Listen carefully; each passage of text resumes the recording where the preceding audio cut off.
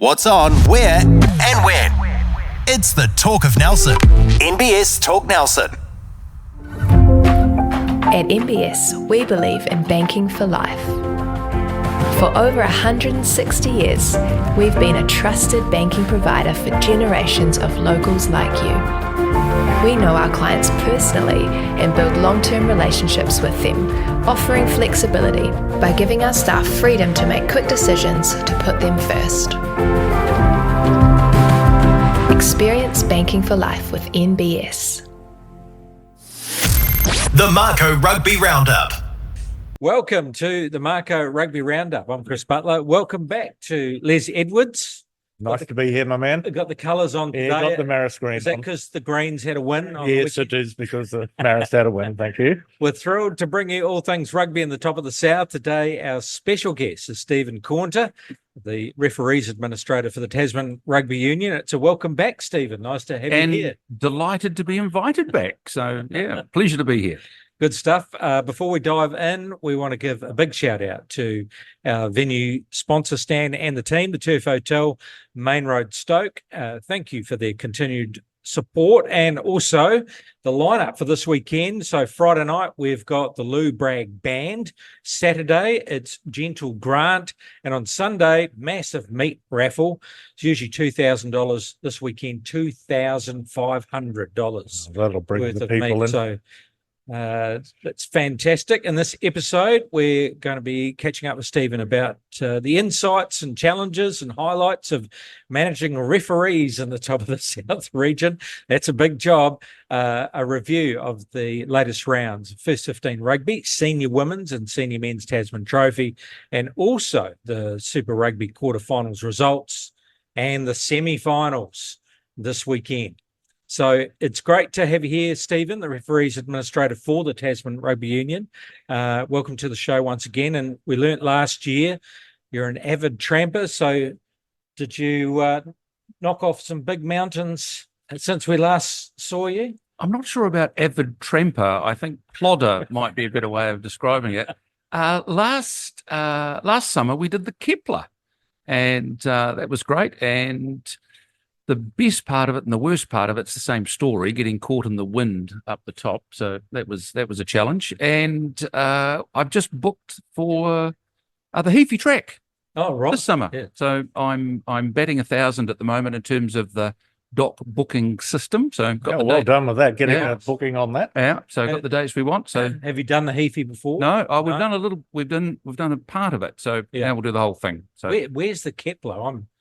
out of Te now. Oh, is it? Right. And Les, you and Susan Susan likes to do a bit of hiking, doesn't she? So Absolutely, yeah. But plodding, we're not fast, but we do like to do a 3-day tramp whereby our gear and our beverages are carried to the next stop. What? So yeah, it's just the best way to do a walk. It certainly is. Yeah, we did one out of Akaroa last summer and thoroughly enjoyed it. Yeah, right. Fantastic.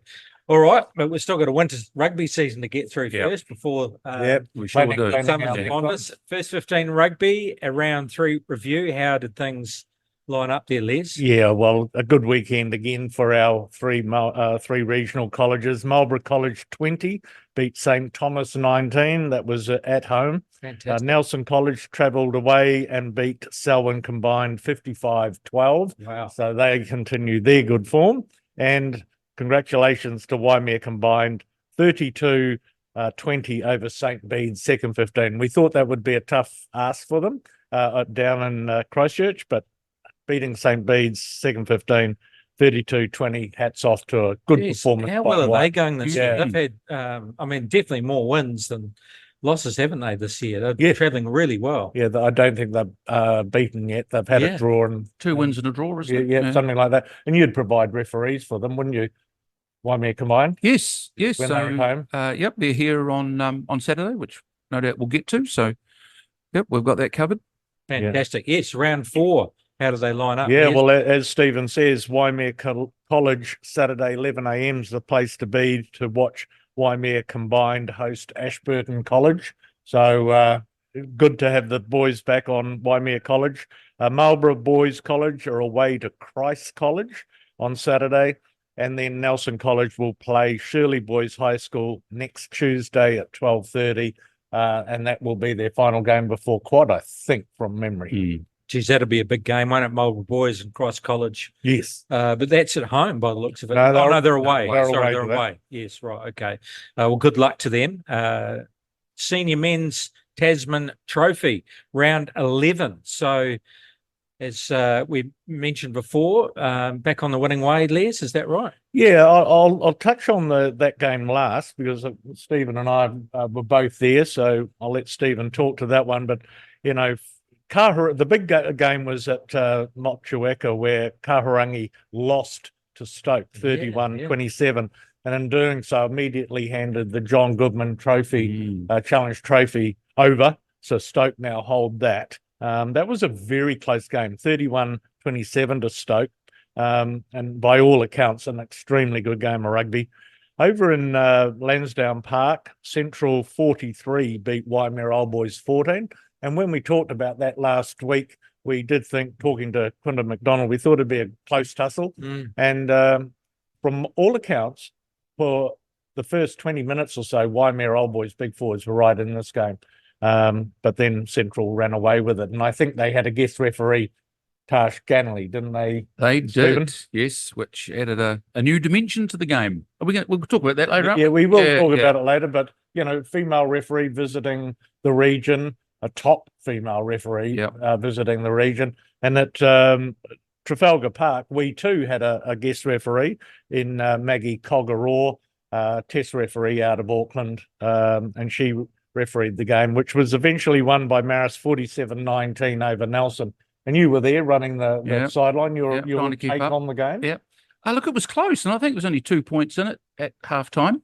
I suppose the thing for me, with a referee perspective, was just how the players responded to someone different, and not only, you know, a visiting male referee, but a female referee, and probably the first time for many of them at that level refereed, you know, by a female ref, and in the main they were angels. So it was the players were angels. Yeah, it was great.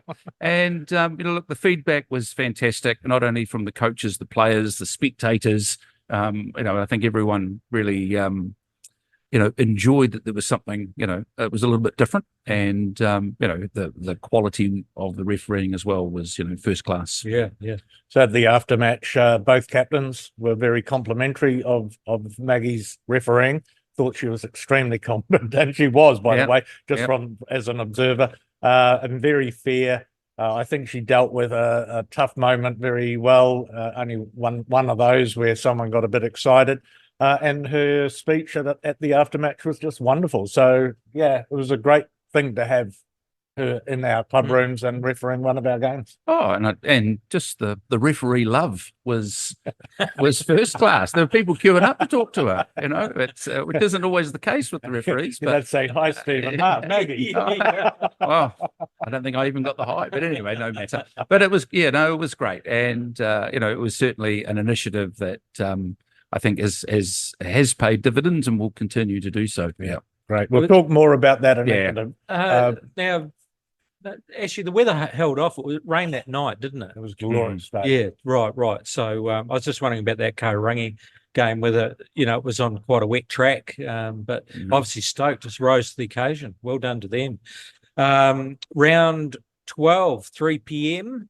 This weekend. What's the lineup, Les? Yeah, so Nelson are playing Central. It's Nelson's home game, but they have to travel to Lansdowne Park for it because they forfeited the first round. It's a peculiarity of the competition rules that if you do forfeit, that's one of the penalties. Yeah, there are a number of penalties, actually. So they're travelling to Lansdowne Park, and it's on their club day, Nelson's club day. So there's an upside, though, in that because the A's aren't playing on Trafalgar Park, Nelson are able to get their juniors on the backfield, and they're able to play their age grade and their Div 2 game on the main field. Oh, how's that? Yeah, so there's... And I think even under 12 and under 13s are on Trafalgar Park. Oh, So wow, that's fantastic. That'll be good. It's always an excitement, especially when you're a younger player, to play, on a big park like that. The grass is always pristine. The carpet. You've got to stand, the carpet, that's right, yeah.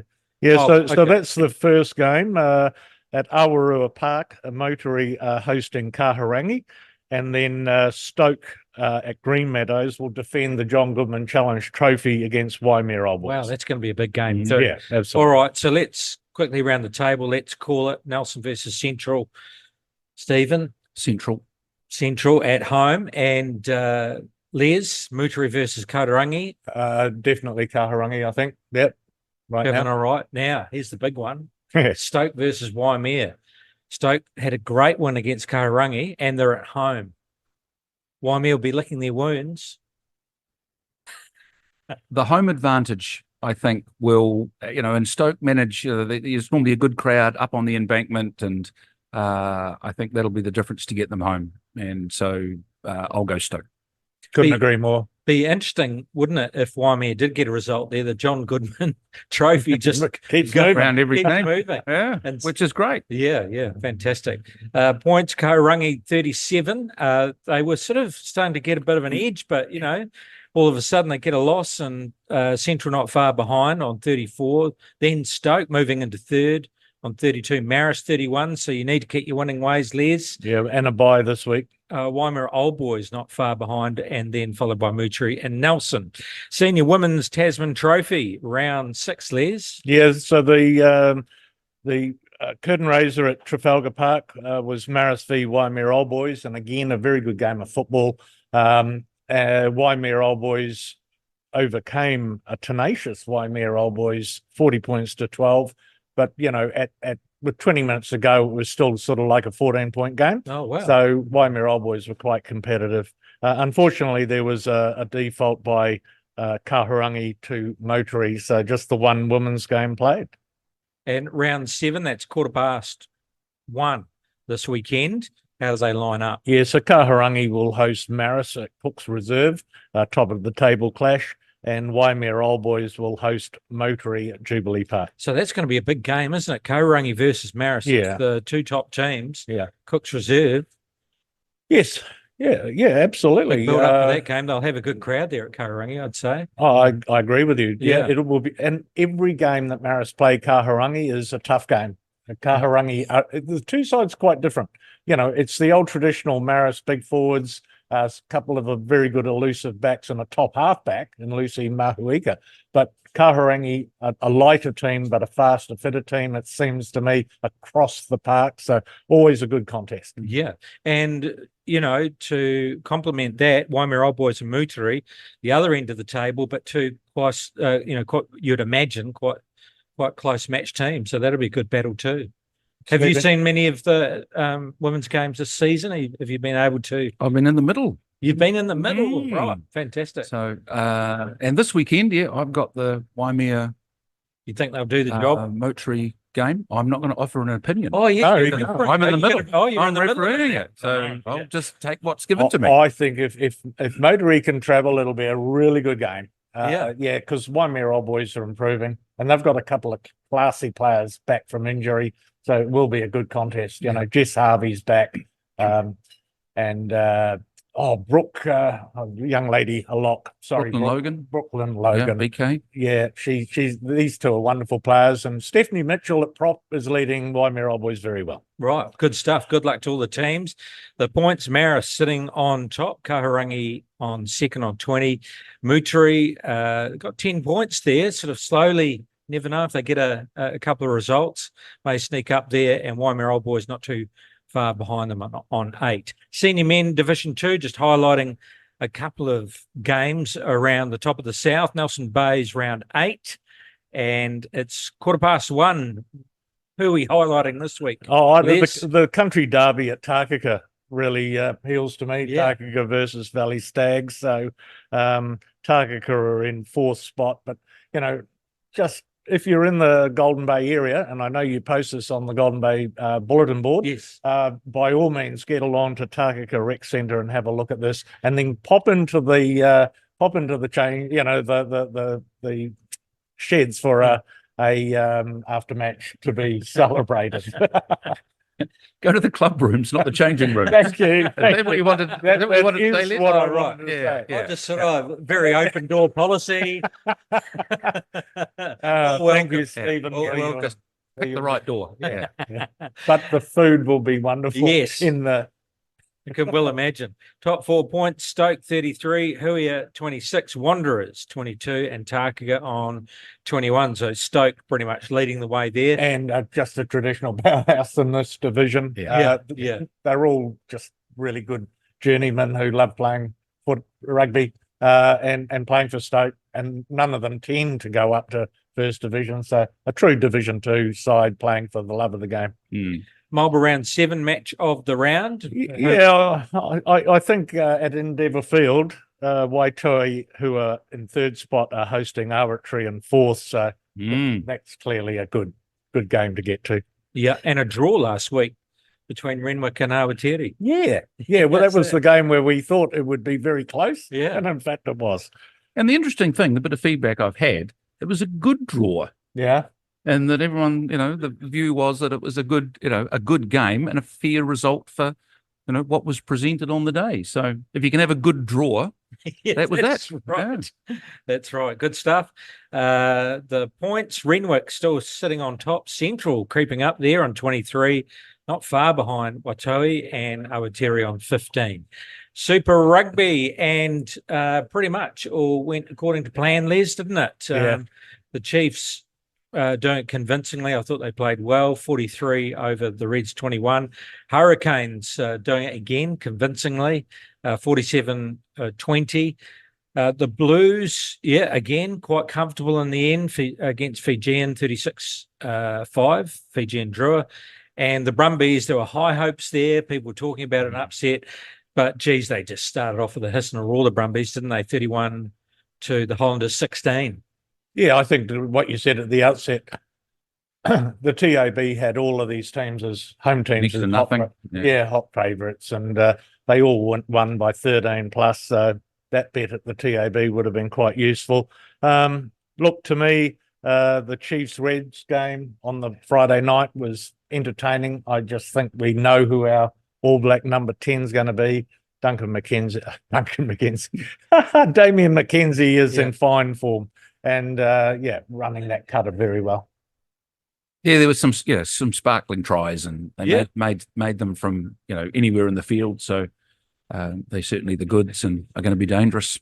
I mean, from the Highlanders Brumbies game, the Highlanders certainly gave an effort, but there was just no way through. And then when the Brumbies did get the ball, they just absolutely, they were hammering them and they were kicking it, and they were trying all sorts of things, and eventually just wore them down. And Highlanders definitely tried to respond. I think there was effort there, but so it's going to be very interesting this weekend because we've got some semi-finals. The Blues are at home, but the Brumbies just start to fire, I think, and I think it's going to be one of those old traditional, because that was the traditional game, wasn't it? Brumbies in Auckland. What are your thoughts, lads? Well, you'd think, you want a close game. You want it to be exciting. You want to bring the crowd into it. I just think the Blues are just going to be too tough. Their home patch, they've got history there. They should draw a good crowd when you get into the business end of the season. So I think they'll have it well covered. Yeah, I think the Blues have lost their captain and lock forward, Patrick Tuipulotu, which I think is a big shame for them and for New Zealand rugby.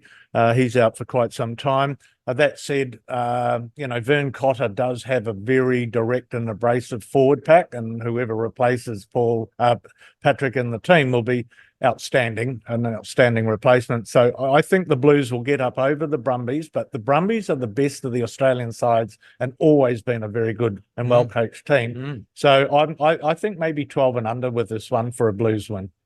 Oh, well, I'll go 13 plus. There you go. Woo! Just so I get a shout out next week. Okay, Hurricanes and Chiefs, man alive, this is going to be massive, this game.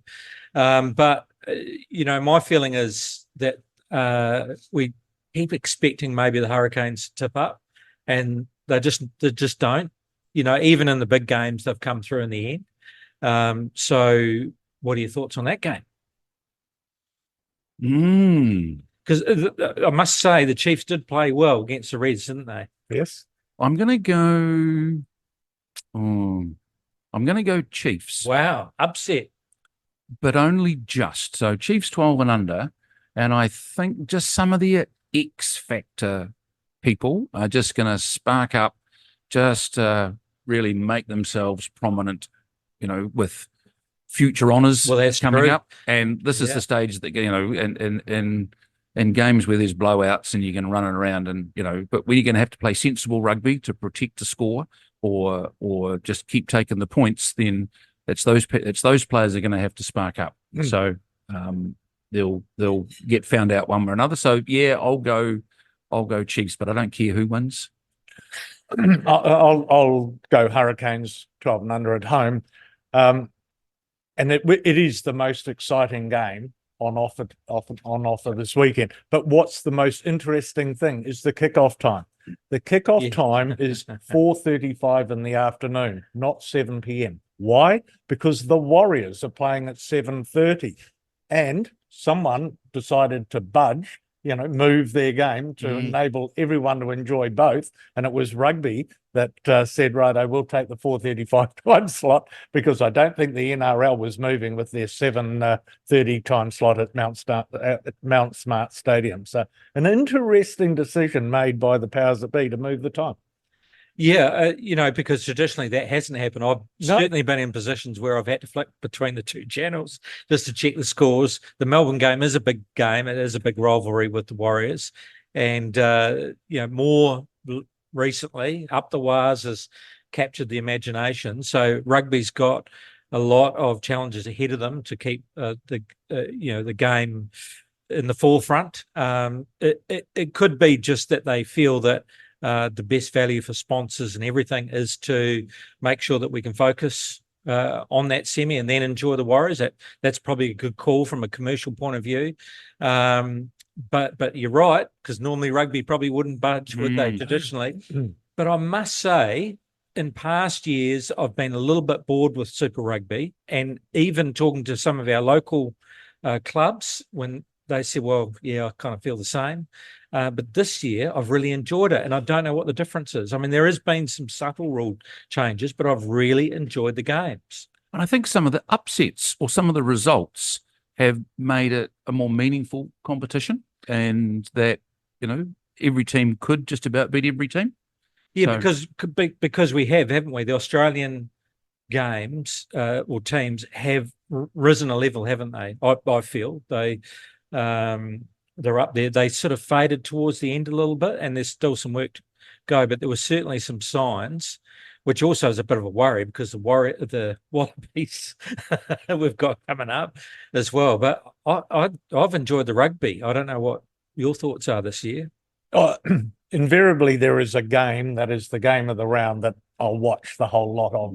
The rest I'll catch up with the highlights packages on Sky, and that's just a matter of time and circumstance. I always love rugby. I always will. I'll always watch it. But then again, New Zealand Rugby have talked about the need for entertainment, and that's what the Warriors are providing. I've got friends in rugby who will always follow the Warriors and even go up there and watch a game once a year. So there's something exciting about it, and it's capturing the public's attention. And rugby needs to follow suit. And I suspect it'll be a sellout. Yeah, no, Blues won't be a sellout. No, but the league will be. Hottest thing in town. Yeah, so the Blues, I guess, are just hoping for a bigger crowd, right, that will come in at 4:35 and then migrate to Mount Smart Stadium.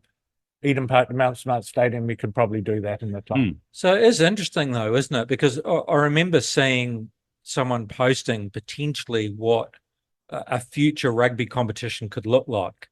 And it wasn't Super Rugby franchise. It was based on provinces. And it was a 2-tier competition. Tasman, unfortunately, made it into the top tier. And it was Auckland versus Wellington versus Christchurch, so on and so forth. And some Aussie teams as well in there.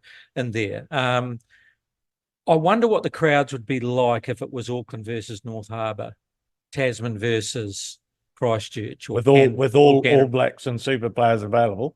Mm. It'd be amazing. Oh, it'd be fantastic. Yeah. Because it's the tribal nature of NRL, isn't it? Because if you look at that Sydney competition, it's North Sydney, well, it used to be there, the Bears versus Manly. On their way back. Yeah, that's right. There's those great rivalries, and we kind of have got that in Super Rugby, but also we've got these players that were born in Auckland, but they play for the Crusaders, and wouldn't it be great to see a Hawke's Bay take on a Tasman, at that level, and also take on some Aussie provincial sides as well, in a competition like that? I think it's that tribal nature which captures our attention. And it's the tribal nature of the supporters, not necessarily the players. Yeah. So the West Tigers, very few of those players are actually from Leichhardt or the surrounds. They can be imports, but the crowd just loves their team, their logo, their colours, and they turn up to their stadium and support their team through thick and thin. And always big crowds. Yeah, and the same thing happens at provincial level in rugby. Yep. So no one minds if a player comes into your region, plays some club rugby, and then becomes a Mako, right? No, that's true. Yeah, totally. Yeah. So, Will Jordan will always be a Tasman boy. Yeah. Never played club rugby here, but, same with Finlay Christie. But there's a whole bunch of other super players who've come here to play provincial rugby and then gone on. We're proud of all of them. And if they were available, all those names I just mentioned were available on a Saturday afternoon, the crowds would be huge. Oh. Yes. Imagine that lineup for Tasman. Will Jordan, Ethan Blackadder, even Sevier Reese we could claim. But yeah, I mean, the Trafalgar Park will be packed. And Lansdowne. Something to think about, isn't it? But that's the big boys at the top there with the big dollars. They're the ones that would have to sacrifice in order for that to happen. Yep. And I think the challenge is professional rugby sustainable in this country with this many players? Yeah. So I think that's the conversation that's happening. Yeah. It's our pleasure to welcome Stephen Caunter back to our podcast. So previously working in the banking and business training sectors, Stephen. You've now been a year in the job with the Tasman Rugby Union. Quite a change in career. I don't know if there's any similarities. You could highlight that for us. But how have you found the role and that transition from banking and business to referee coordinator? Well, I'll deal with my previous life pretty quickly. I'm not missing it one little bit. That's good. Well, there you go. So, moved on. There's still a little bit of that, presenting, and you get the odd opportunity to do a bit of stuff around town. So that's a bit of that. But in this role, looking after the referees, just love it. And I think one of the most important things that you can put in the effort during the week to see the results in the weekend, and not only sort of coordinating, people and places and managing the talent that we've got, but also, see how, people improve and they become better referees, and the feedback that we get around, our people out there. So, not always great, but, in the main, yeah. So in your business training days, have there been some good skills that you've been able to bring across to the position?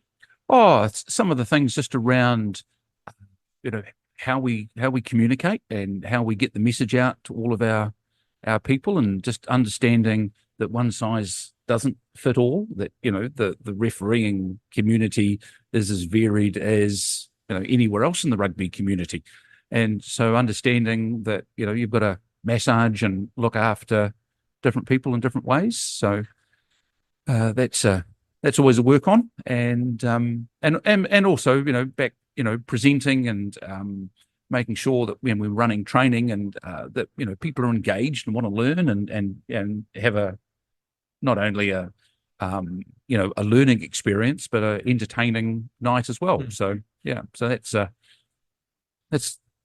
Have you seen any shifts in refereeing participation over the last year?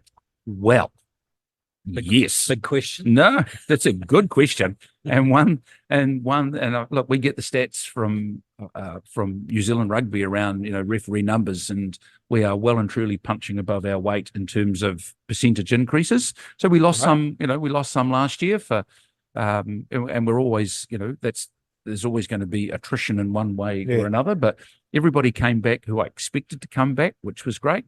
And we've got new blood who are going great guns. So new faces over not only in Marlborough but here as well, and some younger ones, some that have come back. So I could always do with more. Yeah, but we're certainly performing well in terms of increase in numbers and people being involved in refereeing. What's a highlight for you? One of the most positive developments that you've seen? I think the opportunities that people take from refereeing, and people join for all sorts of reasons. And it struck me just at a meeting on Monday of this week, where it came out in terms of the value that people take in terms of having refereeing as one of their outlets or hobbies or pastimes, that refereeing was really important to them. And it never really struck me the value that people put on refereeing as an activity. So that's been fantastic. We've got some new ones that are, they have just hit the ground running from a base that is, they're just sponges and take it all in. But using all of the tools that we've got available in terms of our coaching resources and how they plan, their learning for games, and seeing them take that on, which we know works, and getting the benefits from it. And so they're really enjoying it and just can't wait to line up every week. So that's good. Right. Good stuff.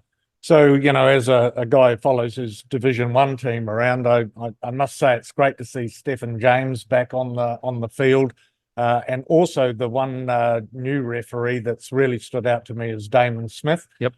Both of whom bring sort of like a calmness to their style, and somehow that spreads to the players, and they're very good man managers. So I've enjoyed watching those two especially, but I'm sure you've got plenty more that you could mention if you wanted to. Yeah. But let's just touch on that visit on the weekend that we've mentioned. Cool. The visit of Maggie Cogarore and Tash Ganley. So how did their visit come about? And other than refereeing the senior men's matches, how did you utilise their presence? Right, yeah. So started a little while ago in terms of a bit of an epiphany, or a bit of a just a thought around how do we have a focus on refereeing? How do we create some awareness for refereeing, not only as there are equal opportunities, but also where refereeing might take you as a career, in terms of so having the top 2 female referees in town was an initiative that was to demonstrate that if you start early enough and you're good enough, you can see the world. And so the 2 of them, they've done 6 nations. Maggie's off to the Olympics in Paris to referee over there. And so we picked a weekend. The 2 of them were available, willing to give up their weekend to come to Tasman, and had them out in the middle. So Maggie, she did double duty. She did an under-14 game at Broads to fill in another gap that we had, and it was great. So I took her down there, introduced her to the coaches, and then just sort of stood back, and then the coaches introduced her to the team, and it was essentially team. Today we have an international referee. Oh, wow. Now, I'm not quite sure whether 13-year-olds actually got it. But she enjoyed it, and I think it was great. It was a great experience. And then on the Sunday, they both ran a introduction to refereeing course for women and girls as our focus. So, but we had attendance at both, which was great. We had probably half a dozen here in Nelson, and so that's my follow up and work on that. We can get anyone who's interested in refereeing and willing to give it a go, will provide them with the opportunity. Because that is a point now, isn't it? It can become a career. And talk about travel. I mean, they're traveling all over the world, aren't they? They certainly see some sights. So it's not like you're just going to be going down the local park every Saturday, which is fine for, you know, if you're happy to get some exercise and still be involved, but can't really play anymore.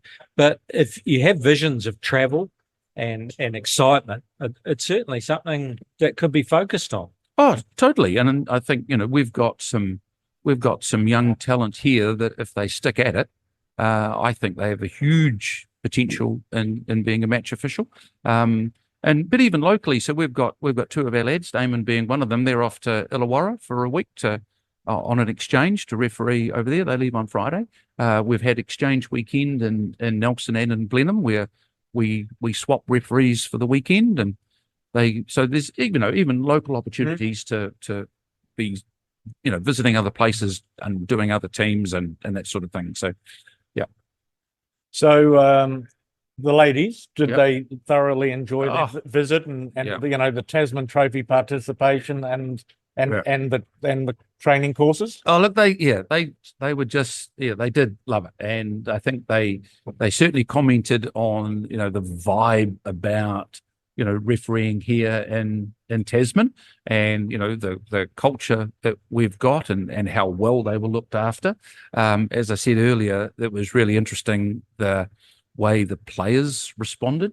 And I might use the word angels. Certainly, I was a little bit worried in Marlborough. There might have been a couple that might have sparked up, but they were perfect. Excellent. So from an idea, you're going to build on it for 2025? Well, I think we'll do a review and, we've still got some mileage to get out of it. And I think not only, the responses from the weekend from, so many quarters that how great it was, would be mad not to. And so, we'll be working. Well, I've done the review. You may do it again. Oh, thanks, Liz. Appreciate that. Because they were outstanding. And you can just watch a top quality referee and realize that behind that hard work, they've actually made a game even more enjoyable. So well done on that. And it was interesting even watching one of the super games with Maggie as well. And just the things that she looks at, and you go, oh, okay. We were sitting there watching it and focusing on the referee, but it was, so a completely different perspective when you're dealing with professionals at that level. Yeah. So it was great. We were talking earlier about, filling the games, and you've got all sorts of pressures because most of it's volunteer, most of it's non-paid, isn't it? So, if you're going down into the more junior ranks, and you've got, especially in winter, COVID and flus and going away on holidays, someone's getting married. I mean, every week it's a jigsaw puzzle. And I think you said that you had one assistant referee in the under 14 game. So on the whole, you managed to cover most of it, which I think is pretty incredible because I remember in my day playing, we were lucky to get enough referees for first division football, and second division you pretty much had to referee yourselves. The coaches did. So, so just tell us about how do you go around prioritising games, because I'm sure you get it in the neck all the time when a referee is unable to show up at a game. Oh, we don't have people not showing up.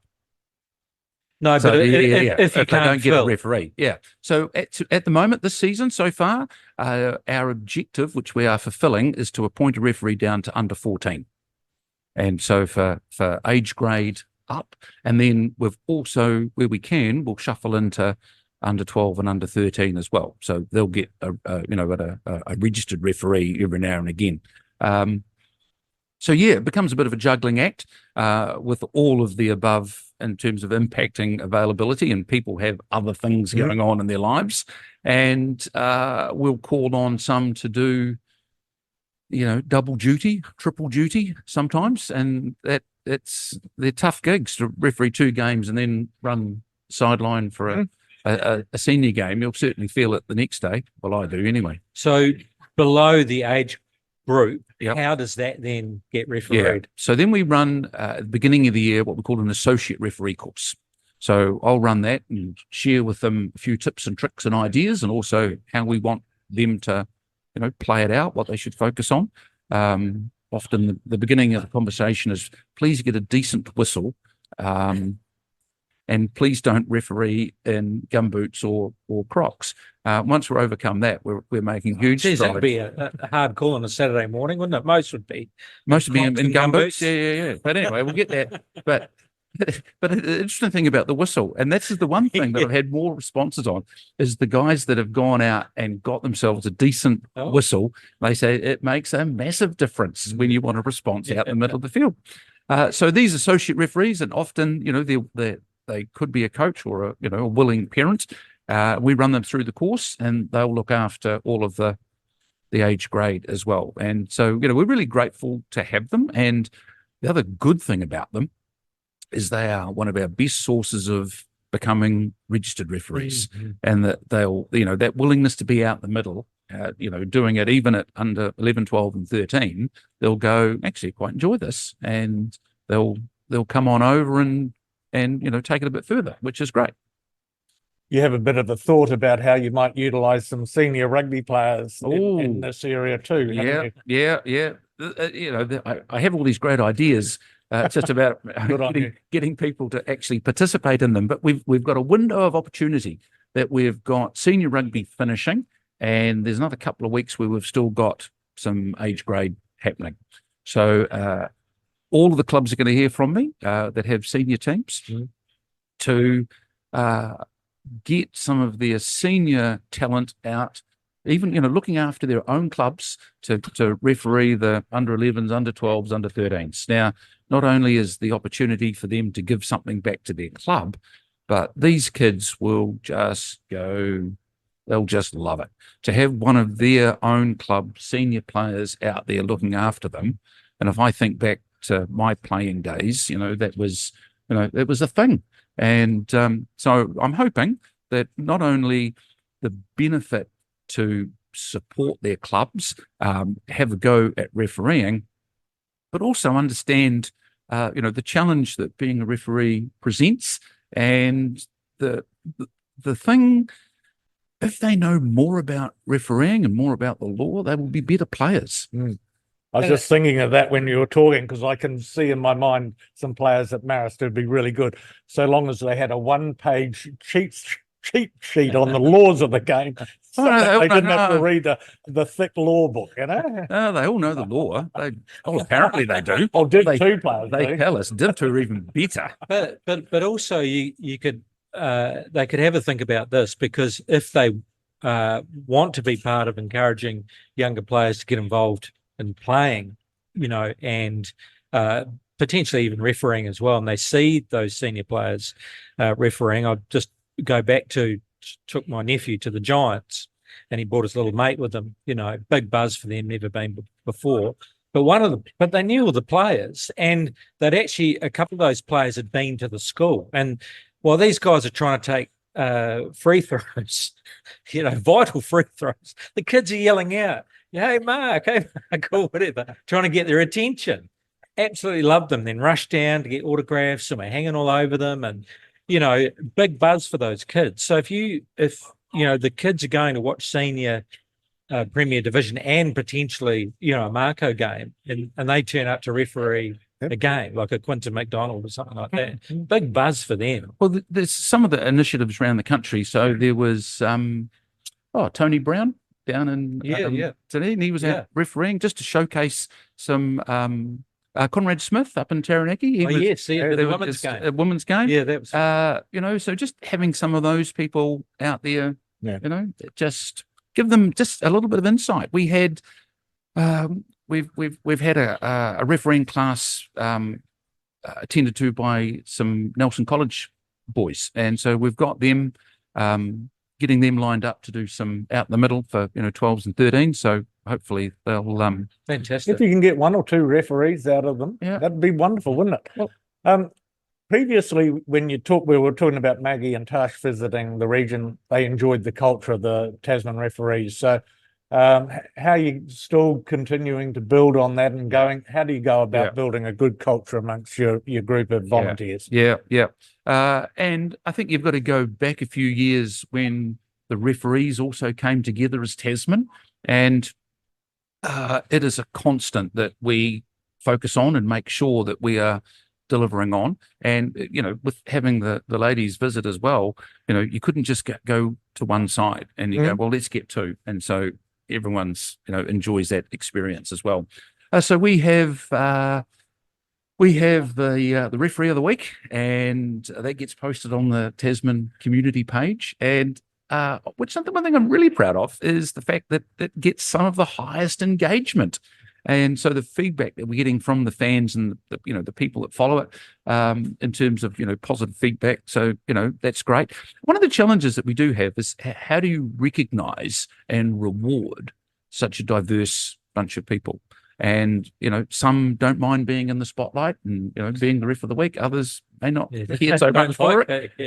Others, you've just got to quietly, pat on the back and say, thanks for your effort and your commitment. And so that's a constant work on. But it was we had our training night in Rye Valley just on Monday, and we had some visitors from New Zealand Rugby running Mind, Set, Engage, which on mental wellbeing, and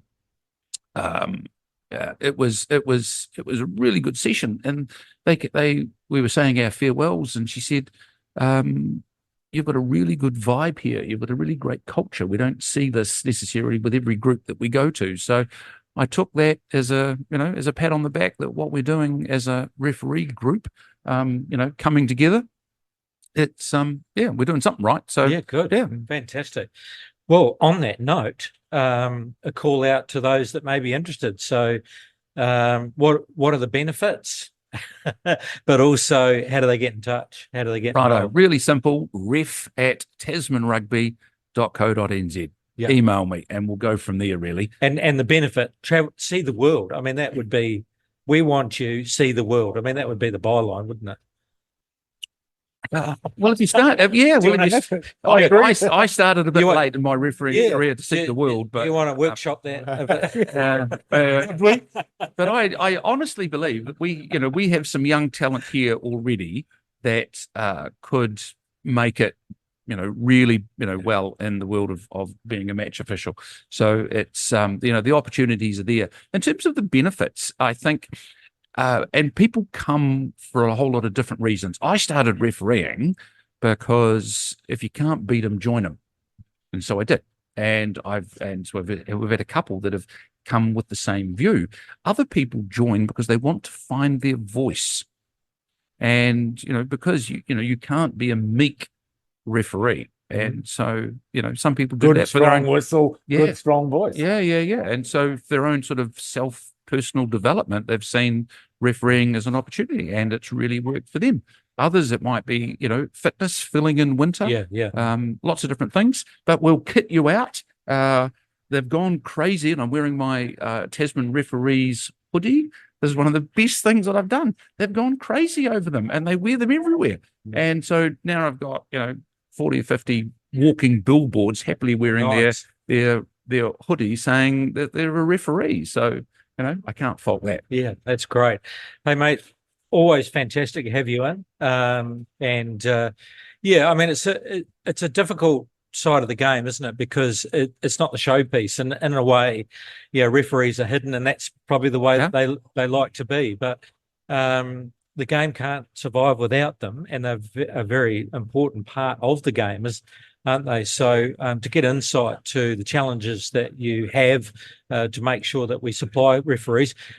Players and clubs are always the first to complain if there's no referee. If we don't turn up, we're going to hear about it. Yeah. Right. But it's interesting, Monday morning I used to dread in terms of potentially what you were going to hear about, the referees at the weekend.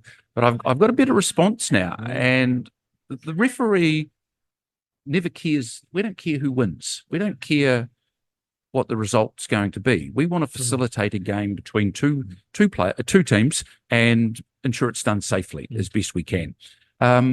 So when I get the responses, the ref was this or the ref was that, my response now is, well, what were the players doing to create that environment that the referee had to respond to? So what did the game deliver that the referee responds to? Because no referee turns up and go, well, I think I'll have a quota of at least half a dozen cards today, and I bet I'm going to dish out at least 40 penalties that's not their view.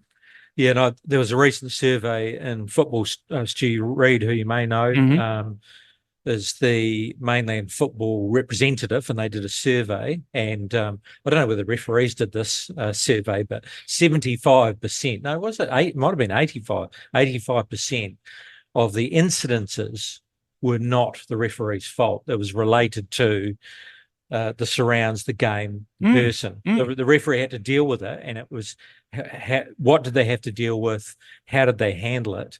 And were they the instigator? And 85% of the incidences weren't the referee's fault. We respond to what's given to us. We will never drop the ball or hit anybody or knock it on. We respond to what they give us.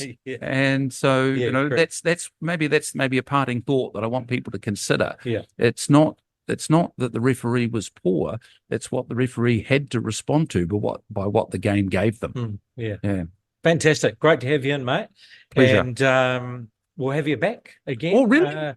At some Fantastic. point. Well, I know Kumak, he's been on 3 times, so I've well, that's right. He's got the record, but you never know.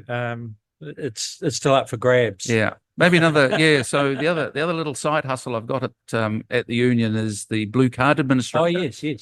So I look after managing the return to play and recording our blue cards. And just one little thing that we've got coming out very shortly is the ability for players, coaches, physios, managers, parents to record or report suspected concussions. So we want all of those. So the people that have had an injury can get the support and information that they need to return to play. So maybe that's another topic for another day. Well, we've had a few chats with a couple of guys about that, and a couple having to give up playing because of side effects from concussion. So it's a very important topic, and it'd be interesting to come in. Maybe we grab a player as well who's been through it at some point to talk about it. Yeah. All right. Thank you very much, Stephen. It's been a pleasure. Thank you. Been great. Thank you, Les. I just want to give a shout out to the family of All Black Ralph Colton. Yeah. Now, yes, Ralph Colton was All Black number 600 and played all of his rugby outside of our region, but happened to be living and working in Marlborough at the time of the Ranfurly Shield Challenge of 1973. And he was a coach and selector for that side. They went down to Christchurch and won the Ranfurly Shield, and one of the great stories from our region. So he passed away on Thursday, but a shout out to him. He was made a Marlborough life member, so therefore a life member of the Tasman Rugby Union. So my condolences and best wishes to the family of Ralph Colton. Yeah, absolutely. Here in Nelson. All right. Well, good luck to all the teams this weekend, and all, including all our juniors. Have a great time. Don't know what the weather's doing this weekend, but hopefully it'll be a bit of a mixed bag. Right. Okay. We'll play in all weathers, so hold fast, and maybe the washing machines might get a good workout. Please, Nelmac, let Nelson have their club day on Trafalgar Park. Oh yes, that's right. Okay, all right. That wraps up another episode of the Mako Rugby Roundup podcast. Huge thank you to our special guest, Stephen Caunter. Also like to extend our gratitude to our venue sponsor, the Turf Hotel, Main Road, Stoke. A big thank you to co-host Les Edwards, and of course all our listeners. Les, it's great to get your feedback. Remember, you can catch the podcast on talknelson.co.nz and on Spotify under NBS Talk Nelson, and on our social media channels, Facebook and Instagram. Have a great weekend, and we'll see you again all next week. Thank you. The Mako Rugby Roundup. What's on, where, and when? It's the Talk of Nelson. NBS Talk Nelson.